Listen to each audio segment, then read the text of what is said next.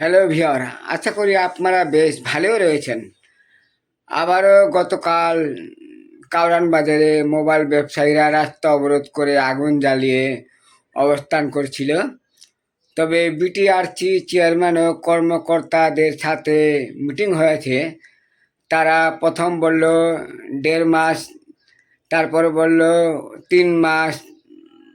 আসলে আমি যে বাংলাদেশে যে এত মোবাইল ফোন ব্যবহারকারী আছেন তাদেরকে অনুরোধ করব সেই বিষয়ে আপনারা কিছু কথা বলুন। এই মোবাইলে যে ভিডিওগুলো ছাড়া হয় সেখানে কমেন্ট করুন, তাহলে সরকারের নলেজে যাবে যে আজ থেকে বাংলাদেশের সকল আনঅফিসিয়াল মোবাইল ফোনের দোকান খোলা থাকছে, যে আপনারা যার মোবাইল লাগবে তারা মোবাইল কিনতে পারেন। ধন্যবাদ।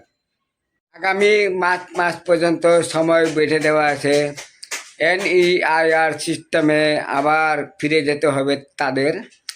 তবে মোবাইল ব্যবসায়ীরা সেটি মানছেন না। সেটি ওনারা বলছেন যে 6 মাস সময় দেওয়ার জন্য, যে তারা 3 মাস, এখন যে মোবাইল বিক্রি করবেন 3 মাস পরে মোবাইলটি বন্ধ হয়ে গেলে সেই কাস্টমার সেই দোকানে বলবে মোবাইল বন্ধ হয়ে গেছে, আপনার মোবাইল আপনি নিয়ে নেন, আমার টাকা আমাকে দিয়ে দেন।